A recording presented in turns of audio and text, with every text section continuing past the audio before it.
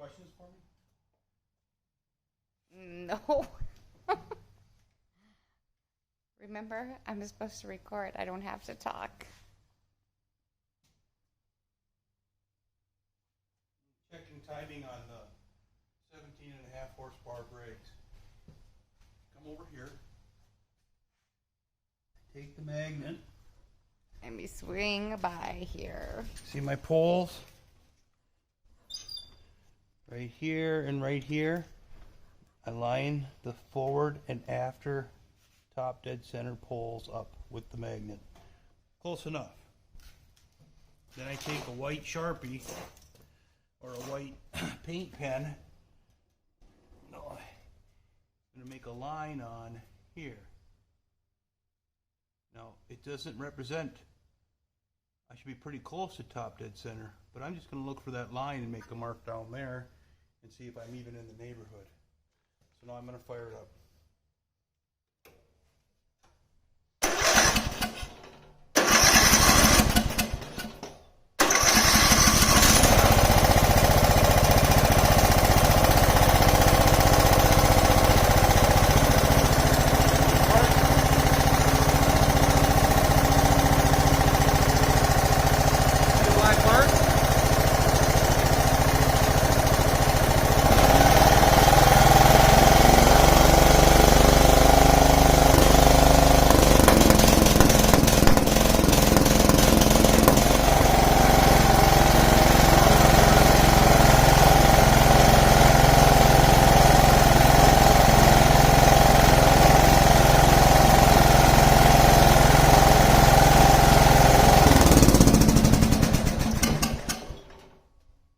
We can see that we're firing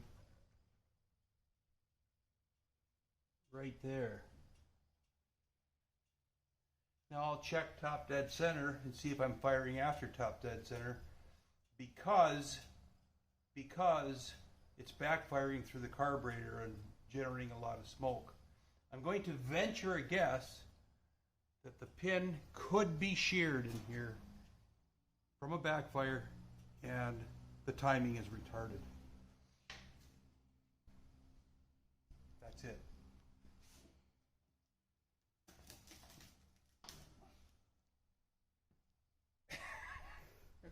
Now turn the camera off. All right, cut it off with the jigsaw and then took the belt sander and smoothed the edge. Then I put a little radius on each end. Just sanded it in. It sights out very, very nice. And now I got to figure out a way to clamp these down good and flat so that I can get that on there. And this roly-poly bench, I don't think that's going to do it for me. So I got to come up with a solution, get another bench out. But that was a huge success so far.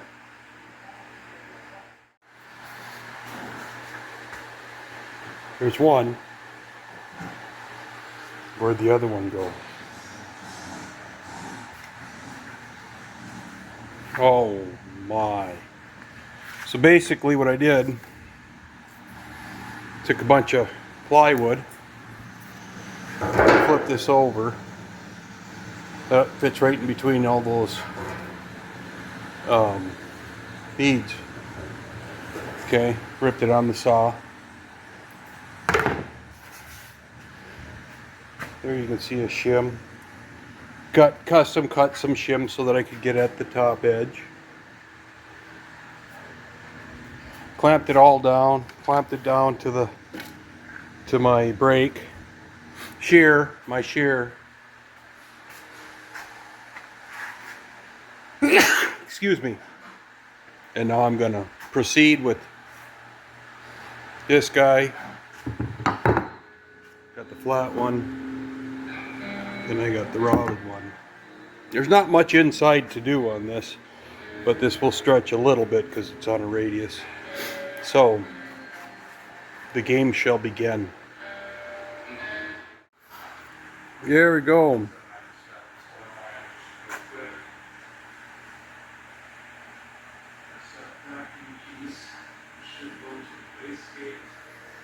One down, one to go. I planished it. I have to raise it a little here. See, I'll have to raise up the side a little bit. I'm not too worried about that.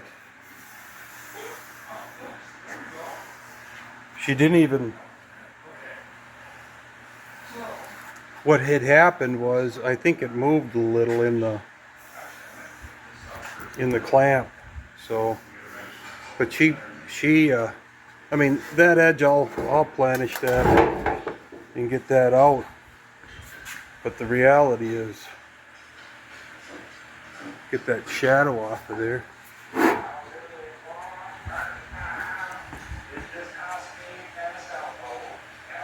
That last 6 inches is junk. I didn't focus on all this. It goes 2 inch right there. You can see a hint of it. That's where it's bent. This is the break where it bends down. This is cut off. This is waste. But she really come out nice. Really nice. So that'll be a pretty running board. On to number 2.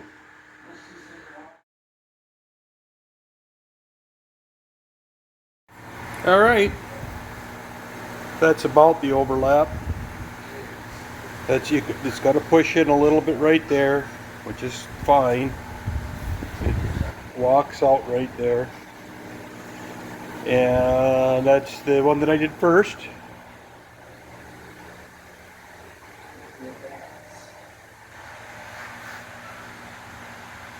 And that's number 2. That process worked really good. This one had the fold in it, so you can see it left a scar in the metal, but it feels really good. It feels really good. It's just got a scar right there, and it has a double scar on the bottom. But I'm not that ecstatic about that. That'll pull out. That's the bolt-on flange.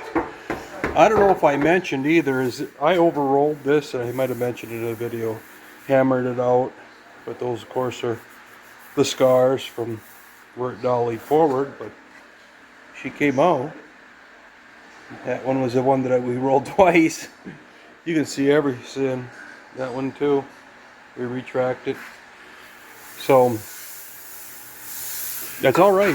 They're very. I mean, they look horrible, but they're nothing that cry home about. So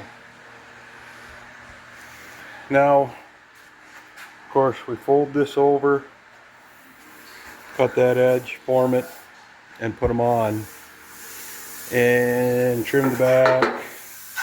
Then we'll just continue dollying. You know, this one's almost settled down. Some of these are settled down really well. I just run around and dolly them. You know, as I dollied this etch here, then you find that, wow, wait, we're rising here. Wait, oh, you know, and then you work on that. And I'll keep on going on them. Now remember, I put these on. I used 2 3/16 10 gauge, pardon me, 125s, 135, yeah, 135 thousandths, 210 gauge. Sorry about the TV, but the 210 gauge makes it about 260, 270 on the height. So a piece of 7 gauge across there as an inner structure underneath that will have weld bolts welded to the top, or you know, a taper head or something like that, countersunk, I guess. And then this will be welded to that. That'll give us the strength that we need to go in and stand on, even though I'm not going to let anybody stand on it in my ownership. Making progress. All right, it's Saturday. I poked around a little bit on that for an hour and a half this morning. But I mean, nothing. Started building out. You can see the wiring harness and some of the connections that I could get out of the way. I made the power seat harness. That's about it on there. So I decided to jump back over on this. I haven't put the left running board on, but I did fold over the side. And now I'm just working on that bead, pulling that out and checking fitment to the apron. I just have 4, 1, 2, 3, 4 clamps on there, and just trying to pull the apron out and the running board in, and checking my dims. You know, I'm 2 inches back of the rear fender when he goes on. I got a bit of a gap here. I think that'll just pull out, but I don't know yet because I am sitting on top of the ends of this radius is starting pretty consistently. I have to do a little dolly work on here. It gets a little sharp right there, but I am hitting my 3 mounts, so I have to shave a little off the ends of those mounts. And I anticipated that I would, but until I'm there, I don't know what to take off. And realistically, this is designed to put a piece of 7 gauge. I don't know exactly how I'm going to do it, whether I'm just going to use a 2 pieces, maybe 2 pieces of 3x1 angle, somehow so that I can capture the holes and then weld this onto the bottom, because that'll get the spacing correct on the fender. I am a little up. I'm up a little ways here because I'm hitting the front here, so I don't want to force it down. I'm up above the apron here, this distance, so I want to pull it down, but I'm not going to do that until I don't want to put a pucker in the sheet metal. But I wanted to go ahead and just kind of put it on to get a view, and I like the look. I think it's going to work out spectacular. Would like to start welding on it.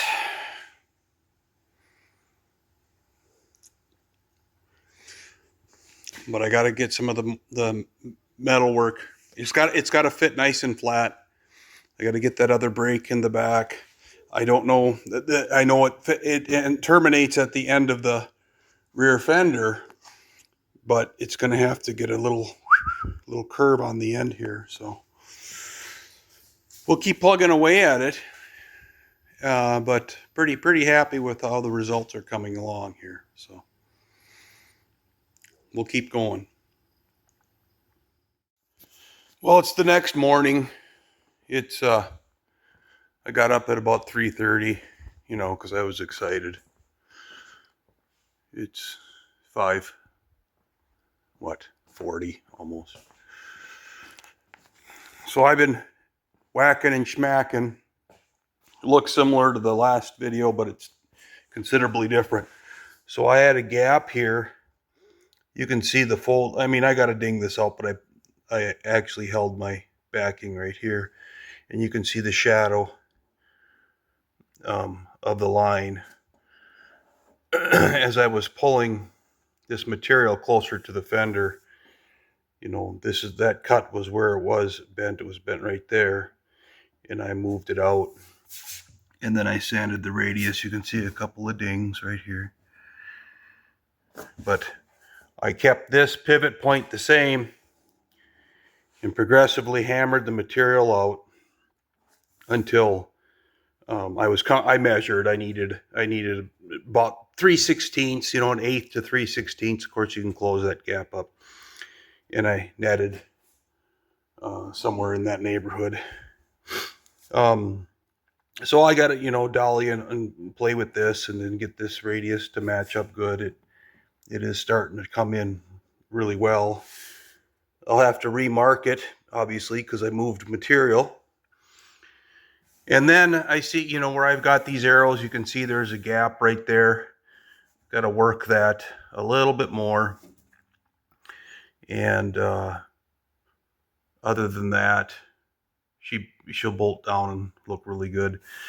There's a welting that goes in here and slides all the way down, comes in between the panels.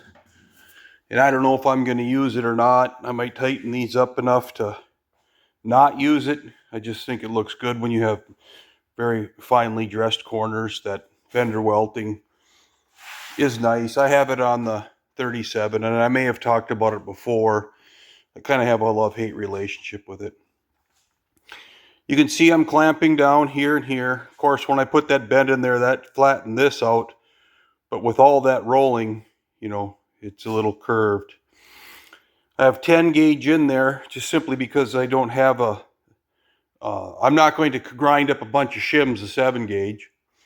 I know that this one underneath here, let's take a look. This guy right here, see, I'm lined up with the fender. It's got a shadow, but 7 gauge will fit in there very nice. I've got it clamped. I'm going to back up. I've got it clamped down. There'll be bolts just like on the top about every 6 inches, fastening that together. Do that, but I'm just not at that phase yet. I want to get this as perfect as I can across that plane, get this rolled, get this edge welded, get that corner welded going down, get that radius off, finish this side, and then come and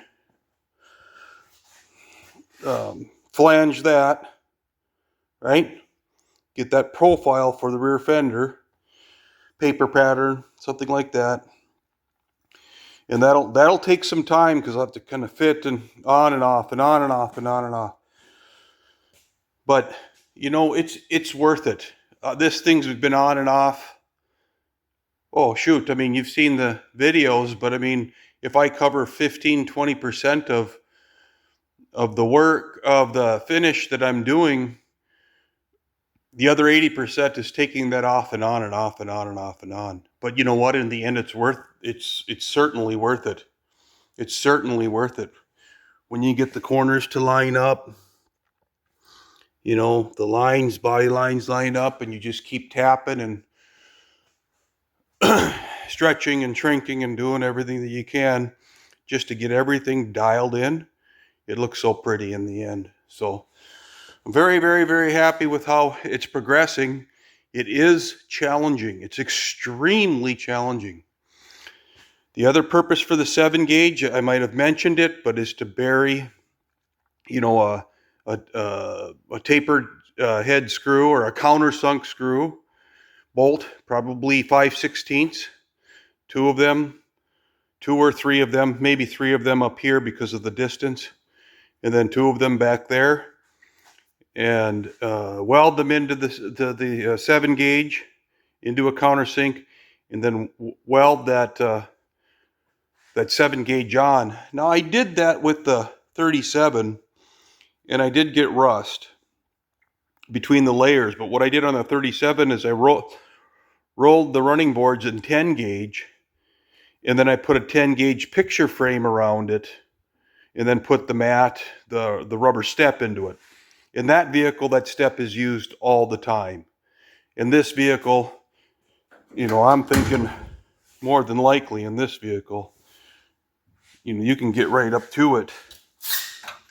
I'm going to probably just paint these because this is going to be more a higher level build than the 37. That's what I'll say. It's going to be more thorough, more fine, a higher level of quality. The 37 I wanted to drive every day. This is going to be a driver, but I want it to show really well. So there you have it. I am making progress. And as you know, like with everything else, like with those, like with everything else, you do them in pairs, right? Once I get to the other side, everything is going to go so much faster. I'm nearly to the point where I should probably shift to the other side because I've got a couple of phases of the project done. I know because I used a dolly that I used a form, a buck, that surface is the mirror image of that surface. I know that the aprons I did in pairs and rolled and profiled them over and over and over again. So I know that it's going to show well, it's going to line up well, and all that.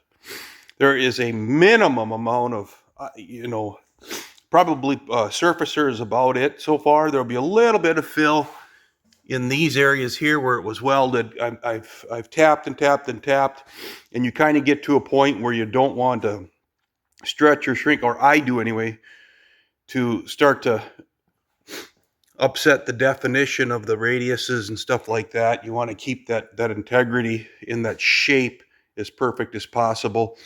And I suppose a guy could sit on that for quite a few hours and get it out.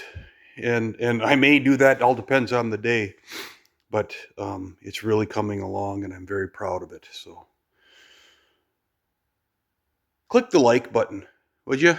It does help me. It helps me a lot. And because it gives the video the opportunity to move forward, or my channel to move forward on the list, and it pops up so others can see it too. Again, this isn't I don't make money on this channel. It's not that kind of a thing, but I do like the comments, and I do like the opportunity for other people to be able to share their insights with me. I've gotten so many ideas doing this method, and I've grown substantially over the last few years. So thank you. All right, pulled it off. My son came over to visit, so I took advantage of that. So this is a step die set. I took this and put it in the lathe right there, and I rounded the end and radiused that edge. Okay, left the top die alone. Then we went in. This is upside down, but this is where that rounded edge was in that step die. And then we radiused, if I can get it up, that whole edge all the way down. We did it against a guide. And we did both of them. That's one. And that's the other one. Okay, turned out real good. I made a guide, very simple guide. And I'm going to, just a piece of angle iron welded to a piece of the same angle iron that's sitting in the middle, welded to a piece of 3/8. This was the old extra grill bar from when I did the 37 Dodge. Relieved it a little bit so I wouldn't have interference with this the holder. And he sits in there so the sheet can shake, but he rides right across the edge. When this was rolled in the brake, this was the side that was used for the backstop. So this was consistent from piece to piece. And this profile then will match the bead that follows down, and then we'll drift across and then tie in to the bead on the rear fender. Okay? Both sides. Of course, since this was used against the backstop and the brake, the distance is consistent. I arrived at that distance when I had the running board on, and I cut I cut that edge, that radius out, and ground it. You can see some of the flapper disc, I hit the fiberglass, and, darn. But anyway, this bead Then I measured up to that from the bottom edge. Arrived at that. It would happen to be 1 3/16 inch.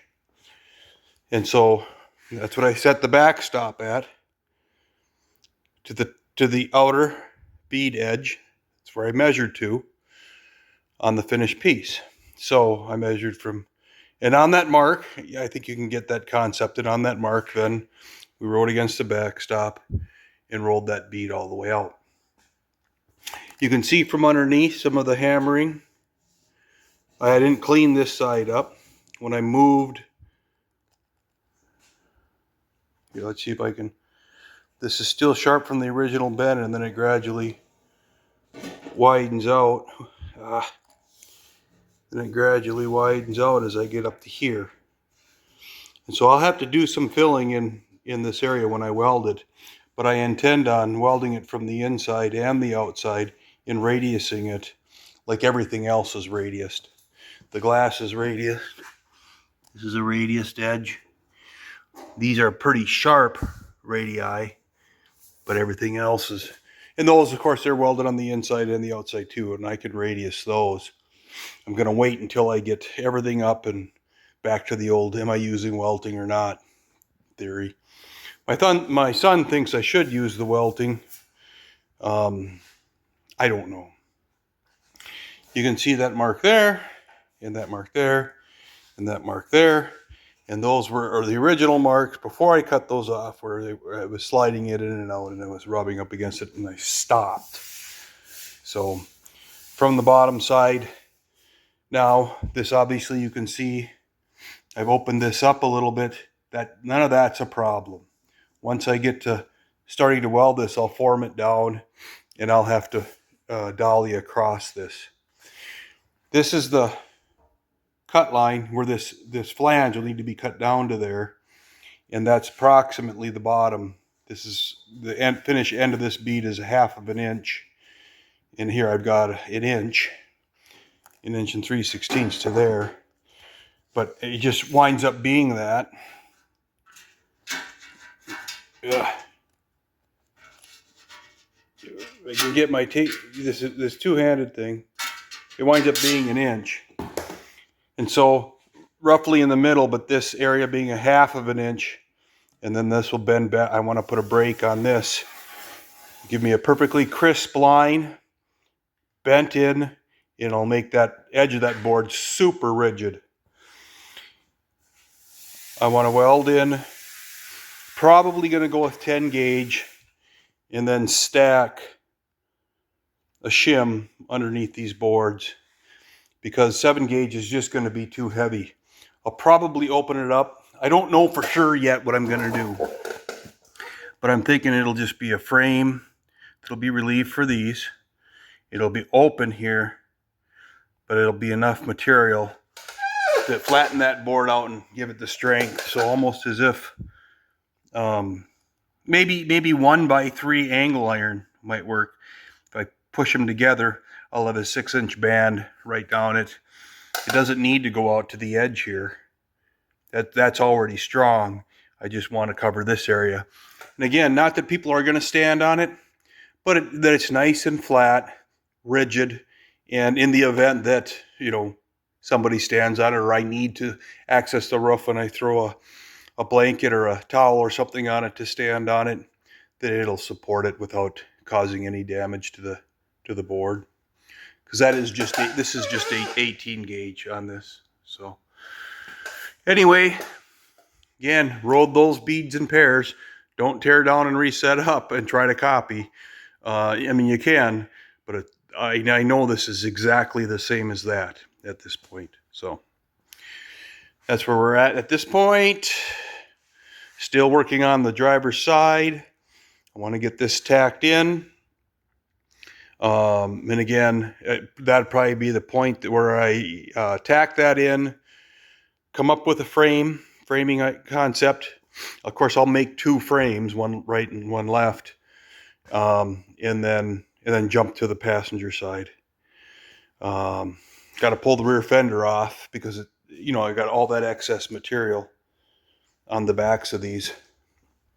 But jump to this side, pull this fender off, jump to the, because it sticks out in that break at the end, that final bend at the end. It's not perpendicular. Remember, this gets narrower, so this opens up a little bit more than 90. So it's not a challenge. You probably have to do a paper template or something of that nature. And you can see, you know, 4 or 5 inches is getting cut off the bottom once the running board's on, so, of the fender. So cruising along.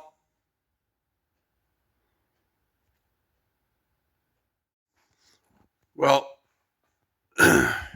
during the week I'm doing that.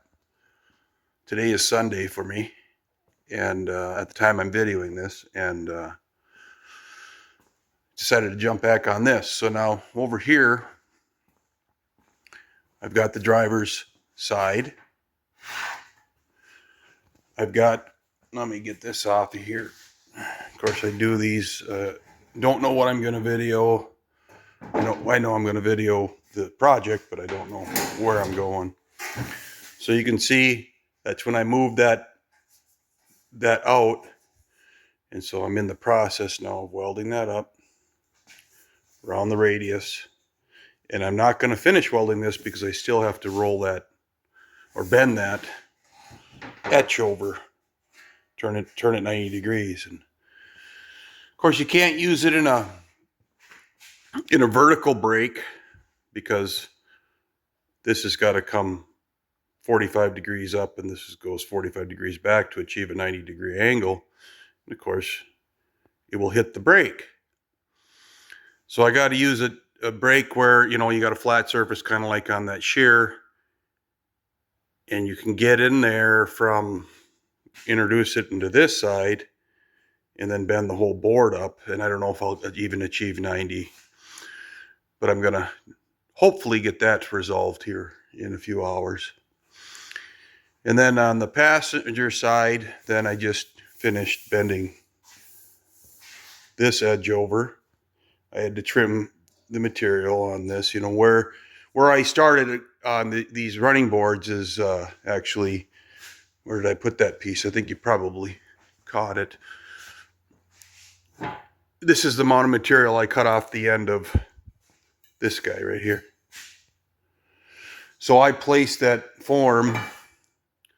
This is the cut waste piece, but on the other side, no, this is the piece. No, this is the waste piece, because the curve goes the other direction. So the wide end was up there and it laid in here. But I positioned it where I measured at a point in there that referenced off of the beads, because it's important to me that the start of that bead is 2 inches from the etch, and the start of this bead is 2 inches from the edge. So, of course, this is crowned still, and as I roll this over, it starts to do that.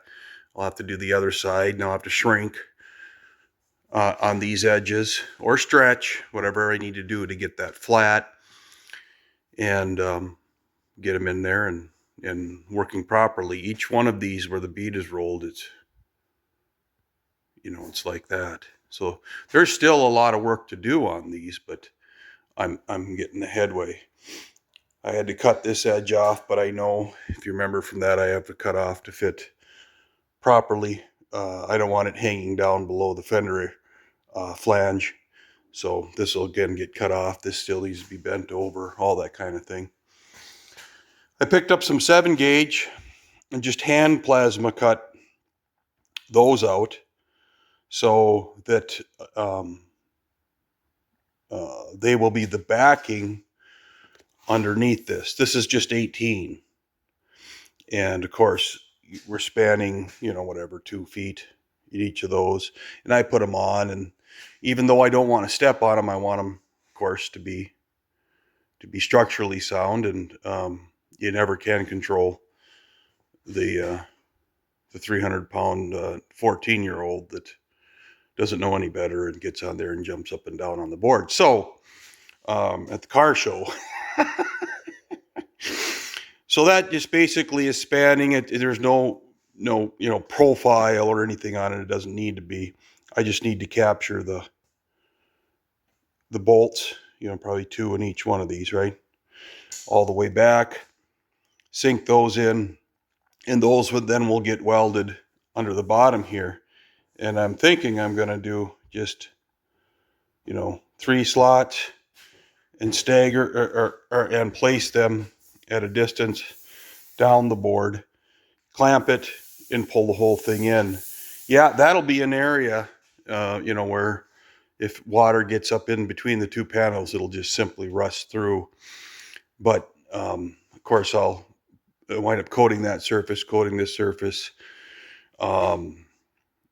removing the material where I'm going to weld it.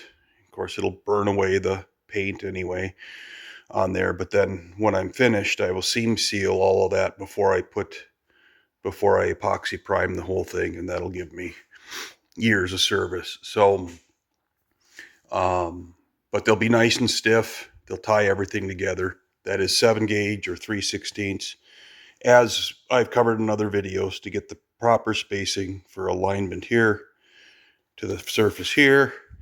And of course this needs to be bent, but I'm going to do this on the vehicle, identify my line, get my fender profile with probably a paper pattern, and then draw that into here, because it's going to, let's see, on this edge here, it's going to come out and then follow the curve of the fender.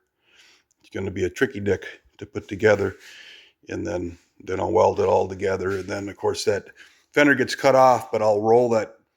I'll get some, when I get this on, I'll fiberglass, and that bead will turn in that fender to line up with this bead. So everything is kind of seamless as it works its way through. So that's where I am today. And it's Sunday, and I got to get working and cracking on this. So thanks for watching. Hey guys.